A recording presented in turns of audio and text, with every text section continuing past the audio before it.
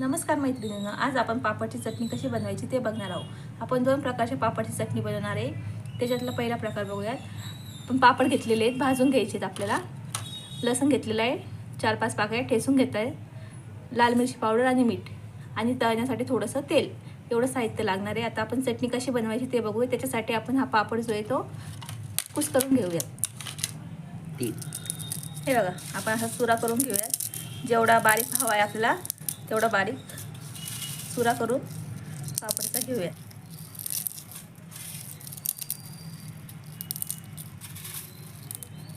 हे बघा, एकदम बारीक असा चुरा करून घेऊयात आपण त्याचा।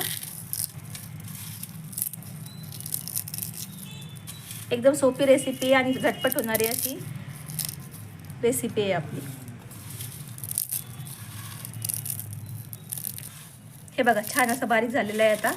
आता आपण याची चटणी बनवूयात। तवा ठेवलेला आहे मी आता तापा येण्यासाठी। तवा गरम झाला का त्याच्यावर आपण थोडंसं तेल टाकूया। हे बघा, आपण आता तवा घेतलेला आहे, त्याच्यामध्ये 2 चम्मच तेल टाकलेले आहे। कढई पण घेऊ शकता तुम्ही। आता त्याच्यामध्ये आपण हा लसूण टाकूया ठेचलेला, आणि लसूण थोडासा फ्राय करून घेऊया। त्याच्यामध्ये छान लाल असा फ्राय करायचा आहे त्याला।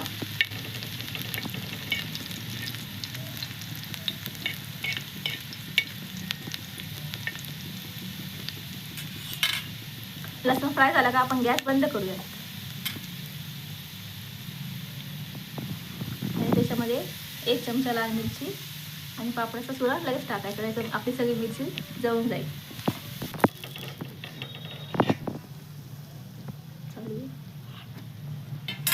आणि थोडंसं आपण मीठ टाकूया।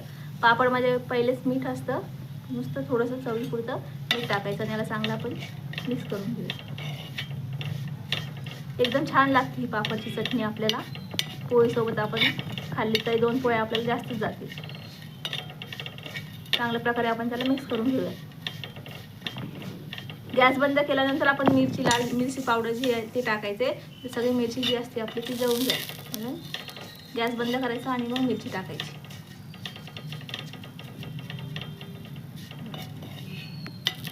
तवा गरम आहे तोपर्यंत आपण चांगलं त्याला तव्यावरच लावून देऊया, म्हणजे आणखी कडक होईल। हे बघा, आपली पापडची चटणी एकदम खाण्यासाठी तयार झालेली। हे बघा, आता आपण दुसऱ्या प्रकारची पापडची चटणी कशी बनवायची ते बघणार आहोत। त्याच्यासाठी लागणारं साहित्य बघूयात। कांदा घ्यायचा बारीक कापून, थोडंसं मीठ, लाल तिखट आणि हा आपला कांदा लसूण मसाला घ्यायचा, किंवा आपल्या घरात जो मसाला असेल ठेवणीतला तो घ्यायचा। आणि हे पापड आता मी तळून घेतलेले आहेत। हे बघा, आपण पापड चांगले कुस्करून घेऊया।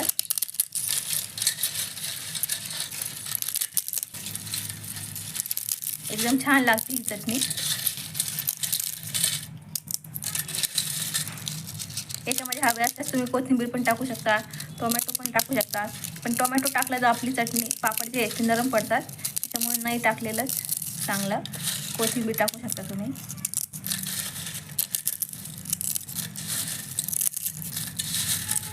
पापड आपण चांगलं कुस्करून काढून घेऊया।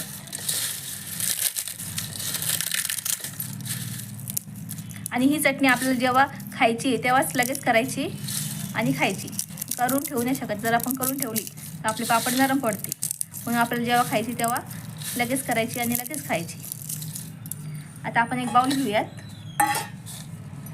त्याच्यामध्ये कांदा टाकूयात। हा अर्धा वाटी कांदा घेतलेला आहे, बारीक कांदा, छोटा कांदा असा बारीक चिरून घेतलेला आहे। त्याच्यामध्ये आवडीनुसार लाल तिखट आणि काळा मसाला टाकूयात आणि थोडंसं मीठ टाकूयात। चांगलं मिक्स करून घेऊयात।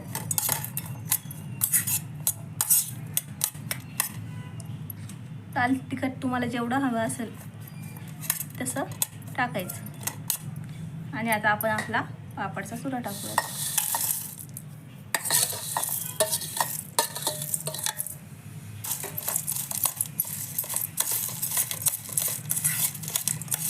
थोडीशी कोथिंबीर टाकायची आणि आपली चटणी तयार झाली आहे खाण्यासाठी। चांगल्या प्रकारे मिक्स करून घेऊयात। एकदम छान लागते ही चटणी. हे बघा आपली चटणी तयार झाली आहे.